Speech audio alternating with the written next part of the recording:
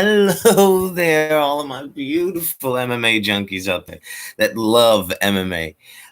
If you're on the same level as me and you were watching this most recent UFC, I believe it's Fight Night 135. It was Gaethje versus James Vick. Justin Gaethje versus James Vick. It was a great card. There was some great fights. But what I believe they missed had absolutely nothing to do with the main event. And by the way, I want to remind you, spoiler alert. Okay, man, the fight that I'm going to be talking about, I believe, is the Anders versus Williams fight. It's the Eric Anders versus Tim Williams fight. Okay, now this is something that this fight, oh my God, this fight was actually going back and forth. It was going pretty good.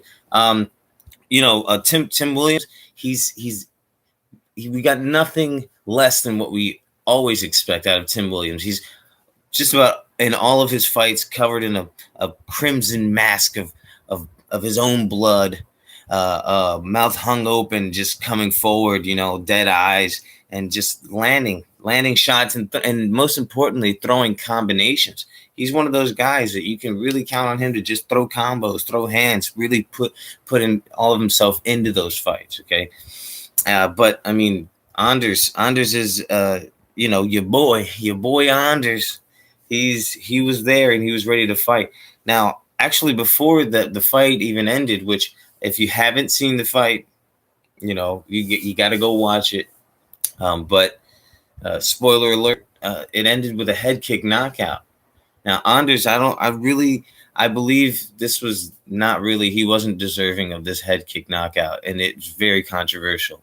And I'm not talking about the fact that his hand came off just a second off of the ground. So there's a 3-point rule. There's a 3-point rule to where, if two knees are down and one hand is planted, then that's a downed opponent.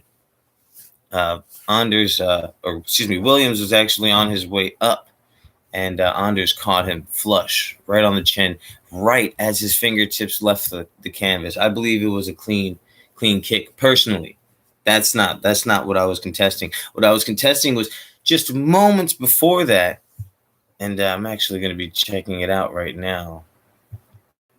Just moments before that.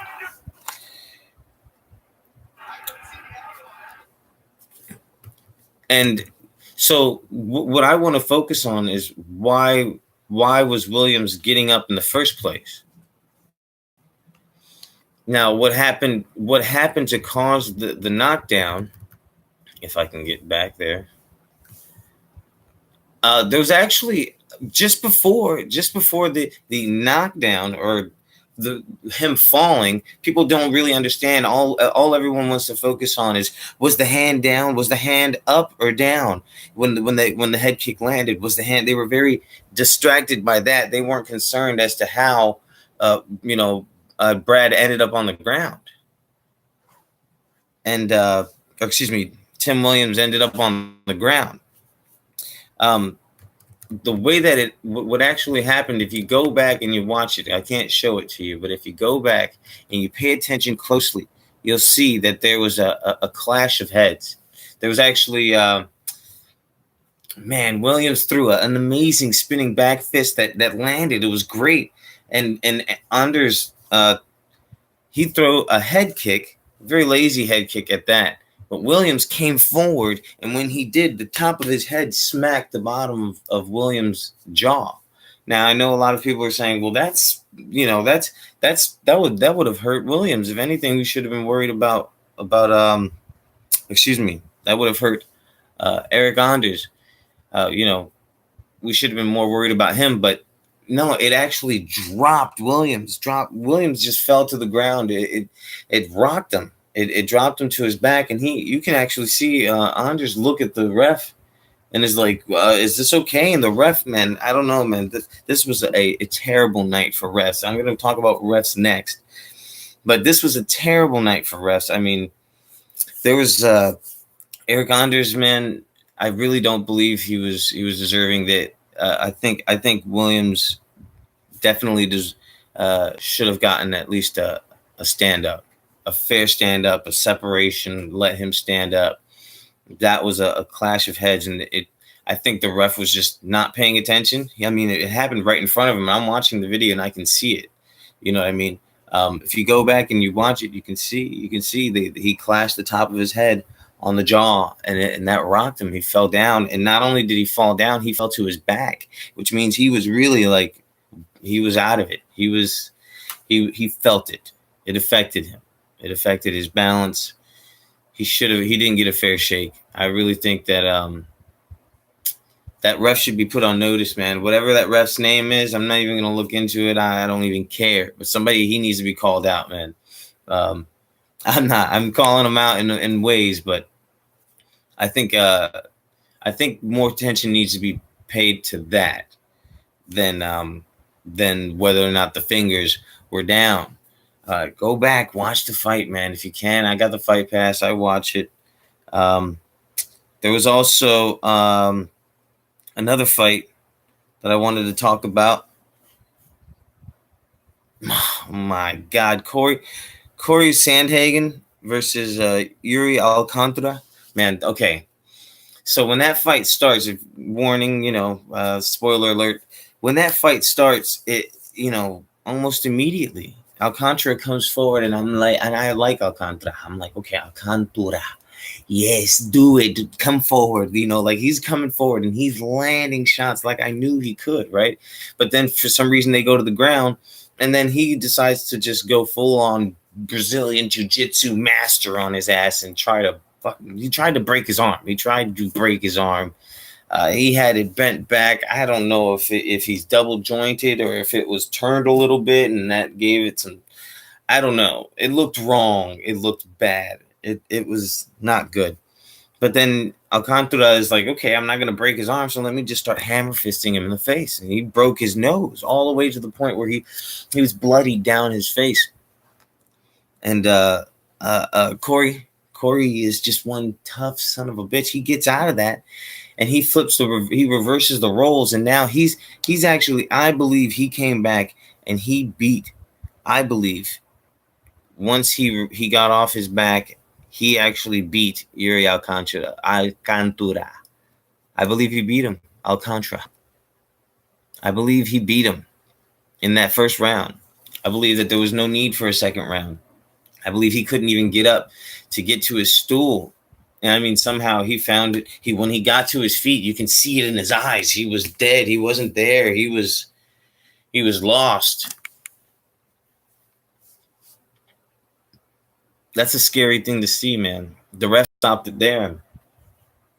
Even the people calling the fights. There was one point where Alcantara got hit with something that hurt him. It rocked him so bad. He was actually somehow able to push Cory Sandhagen away with his feet, and he was just holding Sandhagen with his feet away from him, and it just didn't look like he knew where he even was.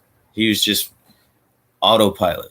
It's a bad autopilot, like concussed autopilot.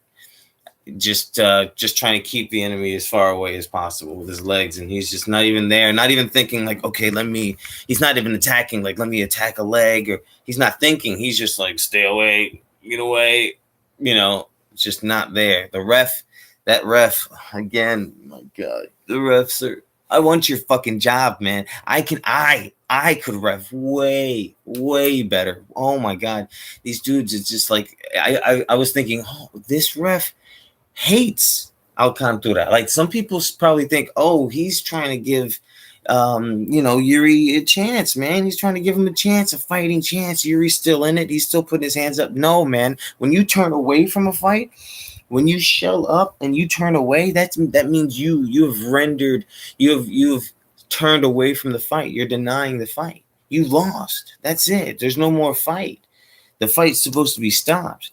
And Alcantara, he did that many, many times. And just because he was covering up, and he would yell and bark, and Alcantara, like that, he was in the same position. Alcantara was in the same position, getting beat the exact same way when the fight ended than he was at certain points in or near the end of the first round. You know what I mean? So he was taking unnecessary shots. He was taking unnecessary damage. And I really feel bad for him, man. I really feel bad. It was something that I feel like could have been avoided. We really have to think of the safety of these fighters. And I mean, at the end of the fight, he stops it. Due to what? There was nothing that had changed within the last 25 punches that Alcantara took. There was nothing that changed. So that means he could have stopped at least 25 fucking punches earlier, but no. The ref really, like I said, I was looking at it, I was like, Jesus Christ, this ref hates Alcantara. He hates him. He hates him because he's not like. And then in the next fight, James Krause versus Alves, Warley Alves.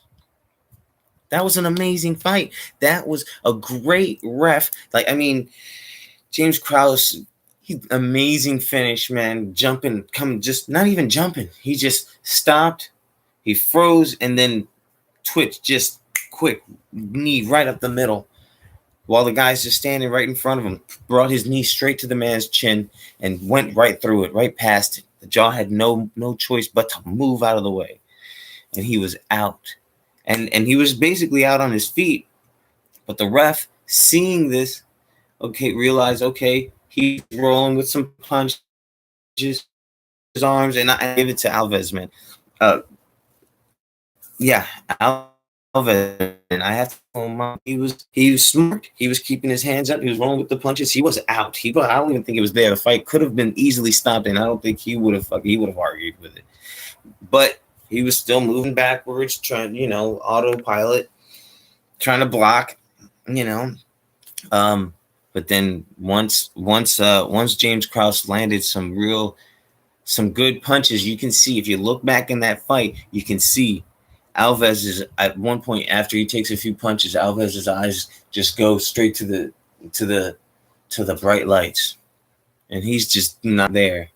And he's taking punches, and the ref stops and comes in and holds the fighter up. That was great. I applaud you. I can't remember the ref on that fight. Man, I really wish this had the ref's information. But man, I'm telling you, that it was like the weirdest contrast. Like we had just seen some of the worst, and in this Cory Sandhagen versus Alcantara, like Iuri Alcantara fight, some of the worst. Absolutely, like it depressed me. It made me sad to see like such terrible, like disregard for the fighter's health, and like Cory doesn't want to have to do that to Alcantara. He doesn't want to break his fist on a man's head that's been beaten already in the first round. He doesn't want to have to do that. Like, we have to think about both of the fighters' health. You know what I mean? Like, it's sad and it's crazy, and I could be a ref. I could do way better. Way better. But yeah, that's just what I noticed, man. That's just some of the things that what they missed at UFC Fight Night 135, Gaethje versus James Vick. And to be honest, the way that ended, I'm just gonna say it. I wanted James Vick to pick him apart. I thought that James Vick had the tools, and I thought that he would be able to properly utilize the tools to beat Justin Gaethje, but James Vick is a frail scarecrow of a man. I'm sorry, I'm not throwing shade. He's 6'3". He needs to put some fucking meat on those bones. He needs to put some serious muscle on, and he can be a bad motherfucker. I'm telling you. But he's 6'3", and he's in the wrong weight division, man. He's just got to put some muscle on. I'd love to see him fight at a heavier weight class. But man, what a way to go out. It's like he allowed. You could see he constantly looks like James Vick. He looked like he caught him doing something wrong. He's like, all of his pictures. He's like, huh? Not me. He's looking right at the camera. Not me. Not me. Not me. Yeah, man. He's got to be the one, and he's been so successful. He's had such a great run, and yeah, when he feels real hands, he falls, man. He falls, but Jesus, he freaked out on that one. He needs to work on his fucking head movement because he should have seen the 1-2 coming from miles away. As soon as his back started getting close to the cage, he should have thrown that fucking front kick, man, just right in the chest, pushing like a push kick, not even a kick. You don't even want to go for the impact. You just want to get him away from me. Get the fuck away from me. You know what I mean? If he would have hit him right here with that front kick and pushed him, as soon as his back got anywhere close to the cage, that whole situation would have changed. You know what I mean? He had to use his, he had to use his advantage, and he couldn't properly put it together. And Justin Gaethje was much better at using his advantage than James Vick was, clearly. Because, I mean, that first left punch, it smacked Justin Gaethje, James Vick's hands out of the way. And then it just left him wide open for a cross right across the chin. He's like, how flimsy is your fucking guard? Was he not looking? He didn't see the punch coming, so he just decided not to.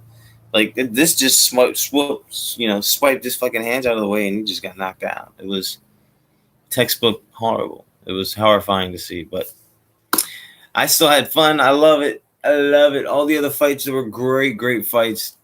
Mickey Gall just being a vicious monster, choking people out, and so on and so forth. Yeah, that's just a little something of what they missed, guys. Let me know what you think. Let me know if you liked it. Bye. How do I end this?